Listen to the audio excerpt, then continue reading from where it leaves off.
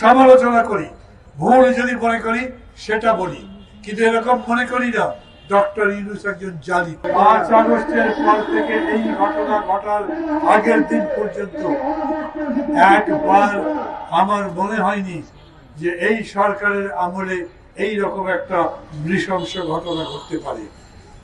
এমন যদি হতো, মিছিল করবার সময় হঠাৎ গুলিতে তৌহিদ মারা গেছে, অথবা মারামারি হয়েছে, সেই মারামারিতে লাঠির বাড়িতে অস্ত্রের আঘাতে সে মারা গেছে, সেটাও হয়তো একভাবে মারা যেত। কিন্তু যৌথ বাহিনী বাড়ি থেকে তুলে নিয়ে গেছে, জেনে শুনে, তো জেনে শুনে নিয়ে গেছে।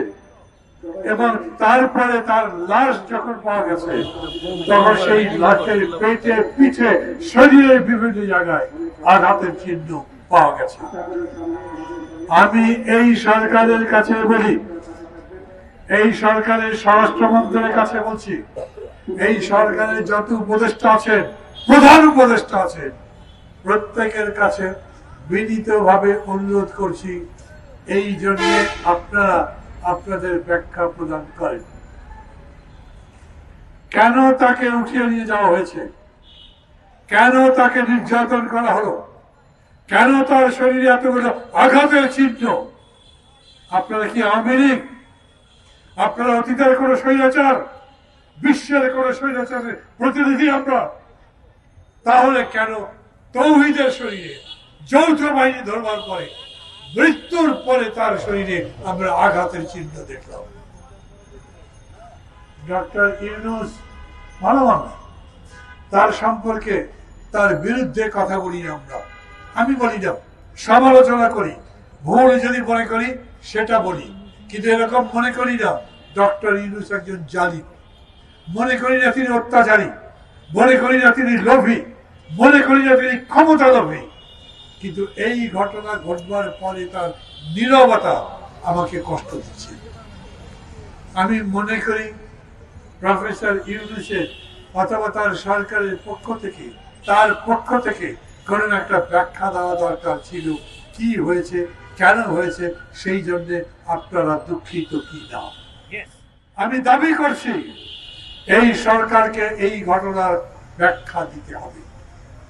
সেই ব্যাখ্যা যেন গ্রহণযোগ্য হয় সবার কাছে, তার পরিবারের কাছে, তার দলের লোকের কাছে, যারা গণতন্ত্রের জন্য লড়াই করছে তাদের কাছে। এক ব্যাখ্যায় যেন বিষয়টার নিষ্পত্তি হয়।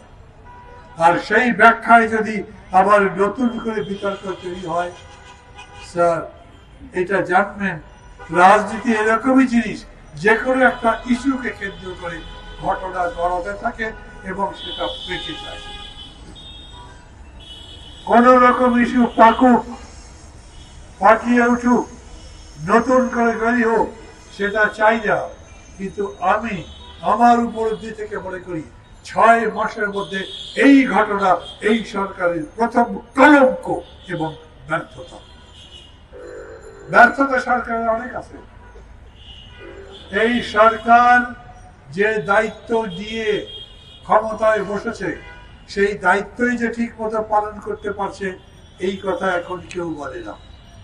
সত্যি কথা হলো, সাধারণ মানুষ আমাদের জিজ্ঞেস করে, আমাকে জিজ্ঞেস করে, ভাই কি হচ্ছে, সবকিছু কি ঠিক আছে, সংস্কার কি হবে, সংস্কার নিয়ে কি ঝামেলা হবে, কোথায় ঐক্য? এখন তো দিন দিন অনেকের সুর বেশি দেখছি। যারা ক্ষমতায় আসেন, যারা আন্দোলন করেছেন, আন্দোলনের নেতৃত্ব দিচ্ছেন, তারা রাজনৈতিক বিতর্কে জড়িয়ে যাচ্ছেন। তারা নিজেরা রাজনীতির বিতর্ক তুলছেন, উস্কে দিচ্ছে। তারা একটা দলকে অভিযোগ করছে, আর একটা দলকে মাফ করে দিচ্ছে। আর এইরকম পরিস্থিতিতে যিনি চালাচ্ছেন, যিনি সবার প্রতিনিধি, যাকে সবাই আমরা সম্মান করি, যাকে এখন পর্যন্ত সবাই আমরা সমর্থন দিচ্ছি, বিরোধিতা করি না, তিনি প্রকারান্তরে তাদের পক্ষ নিচ্ছে। আমি আবার বলি, রাজনৈতিক দল করবার অধিকার প্রত্যেকের আছে।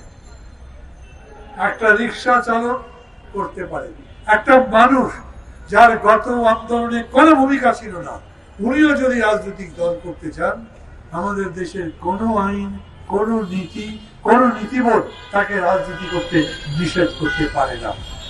কিন্তু তিনি যদি ক্ষমতায় থাকেন, ক্ষমতায় থেকে রাজনীতির চর্চা করেন, তাহলে সেটা ভালো কথা নয়।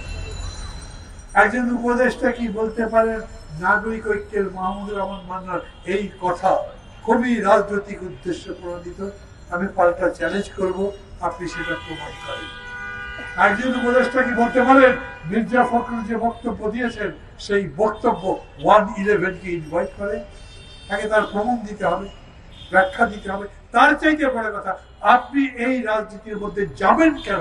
আপনি তো উপদেষ্টা। আমি বলতে পারি আমি সরকারে নাই, আমি ক্ষমতায় নাই, আমার কোনো দায়িত্ব নেই, আমি রাজনীতির যে কোনো রকম ব্যাখ্যা দেবার অধিকার রাখি।